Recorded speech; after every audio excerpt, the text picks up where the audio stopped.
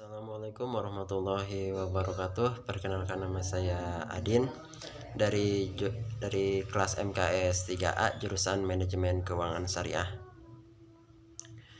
Di sini saya akan menjawab pertanyaan-pertanyaan yaitu tentang tugas pokok Bank Indonesia. Yang pertama yaitu menjaga kestabilan nilai rupiah terhadap barang dan jasa. Yang kedua, menjaga kestabilan nilai rupiah terhadap mata uang negara lain. Yang ketiga, membuat dan mengawasi regulasi untuk semua bank yang ada di Indonesia. Yang keempat, melakukan penelitian dan juga pengawasan. Yang kelima, menyimpan uang kas negara dan memberikan bantuan dana kepada bank-bank di Indonesia yang sedang mengalami krisis. Selanjutnya yaitu ke pertanyaan nomor 2, yaitu apa yang dimaksud dengan OJK? OJK Otoritas Jasa Keuangan atau OJK adalah lembaga negara yang dibentuk berdasarkan Undang-Undang Nomor 21 Tahun 2011 yang berfungsi menyelenggarakan sistem pengaturan dan pengawasan yang terintegrasi terhadap keseluruhan kegiatan di dalam sektor jasa keuangan, baik di dalam sektor perbankan, sektor pasar modal, dan juga sektor jasa keuangan. Dan selanjutnya yaitu masih pertanyaan nomor 2, yaitu tentang tujuan OJK. Yang pertama, mendorong kegiatan sektor jasa keuangan agar terselenggara secara teratur, adil, transparan, dan juga akuntabel. Yang kedua, mewujudkan sistem keuangan yang tumbuh secara berkelanjutan dan stabil. Yang ketiga, melindungi kepentingan konsumen dan masyarakat. Terus fungsi dan tugas OJK. Fungsi OJK adalah menyelenggarakan sistem pengaturan dan pengawasan yang terintegrasi terhadap seluruh kegiatan di sektor keuangan. Tugas OJK yang pertama di dalam sektor perbankan yaitu bank syariah, bank umum, dan BPR atau BPRS. Yang kedua di dalam sektor pasar modal, perusahaan sekuritas dan manajer investasi. Yang ketiga di dalam sektor IKNB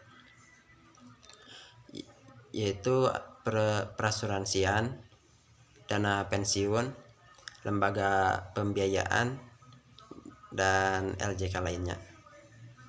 Selanjutnya yaitu nomor 3, apa yang dimaksud dengan pasar modal syariah?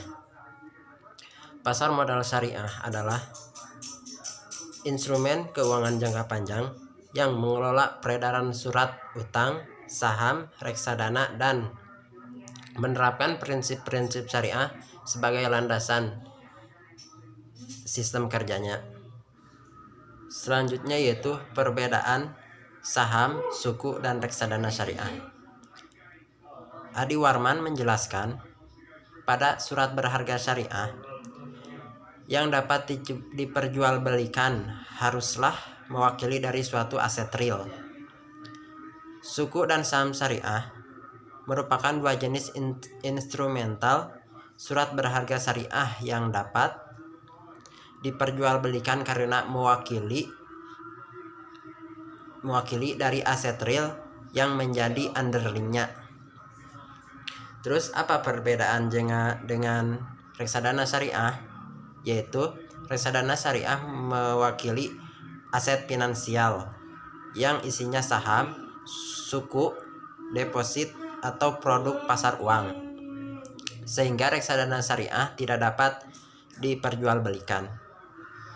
Selanjutnya yaitu mekanisme transaksi pasar syariah. Fatwa MUI menetapkan bahwa mekanisme pasar uang syariah sebagai berikut. Yang pertama, pasar uang antar bank berdasarkan prinsip syariah PUAS adalah kegiatan transaksi keuangan jangka pendek antar peserta pasar berdasarkan prinsip-prinsip syariah. Yang kedua, Peserta PUAS dalam pasar primer adalah A. Bank Syariah sebagai primer dan dalam kapasitasnya sebagai penerbit instrumen PUAS atau dana. B. Bank konvensional hanya sebagai pemilik dana. Yang ketiga, peserta PUAS dalam pasar sekunder adalah bank syariah dan bank konvensional sebagai penjual atau pembeli instrumen PUAS. 4. Sertifikat PUAS adalah instrumen bukti kepemilikan investasi yang ditransaksikan dalam PUAS. Yang kelima, pialag adalah perantara perdagangan sertifikat PUAS yang mendapatkan izin dari Bank Indonesia. Yang keenam, dalam pasar primer, penerbitan sertifikat PUAS dapat dilakukan dengan akad, mudharabah dan musyarakah. Yang ketujuh, bagi hasil sertifikat PUAS yang diterbitkan berasal dari aset yang menjadi dasar penerbitan, baik aset yang memiliki imbalan hasil tetap maupun aset yang memiliki imbalan hasil tidak tetap sesuai dengan akad.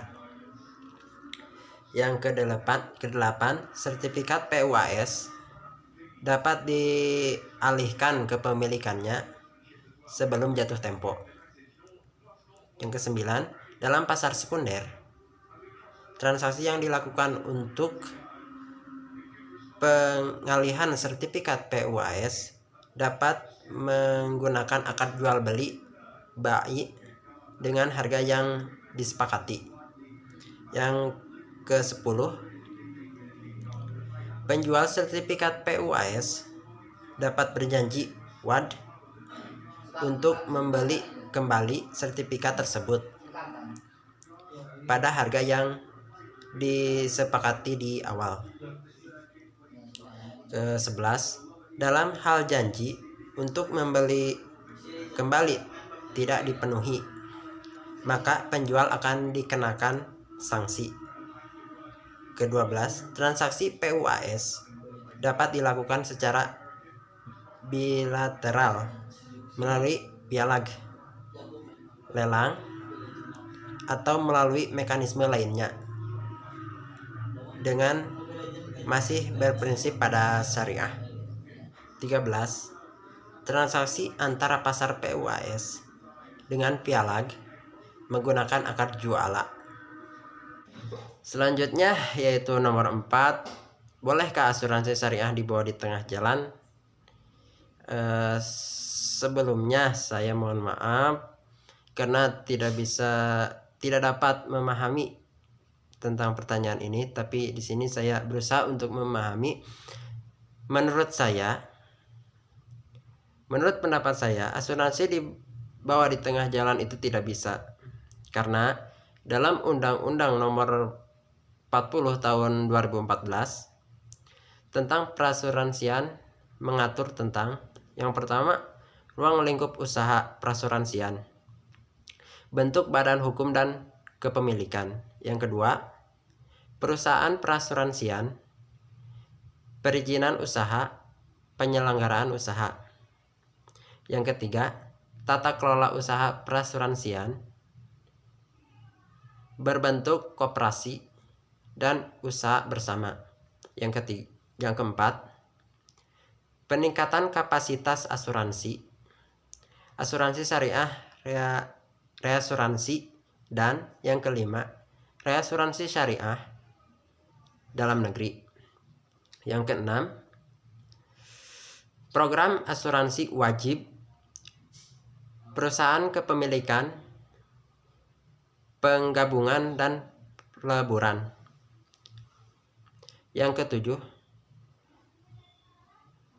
pembubaran likuiditas dan kepayelitan Yang kedelapan, perlindungan pemegang polis tertanggung atau peserta. Yang kesembilan, profesi penyedia jasa bagi perusahaan perasuransian, pengatur dan pengawasan. Dan yang ke-10, asosiasi usaha perasuransian. Tetapi ada asuransi yang bisa dibawa di tengah jalan, yaitu asuransi kendaraan beroda 4 dan asuransi kendaraan beroda 2 dan asuransi kecelakaan diri. Terima kasih, kurang lebihnya mohon maaf. Wassalamualaikum warahmatullahi wabarakatuh.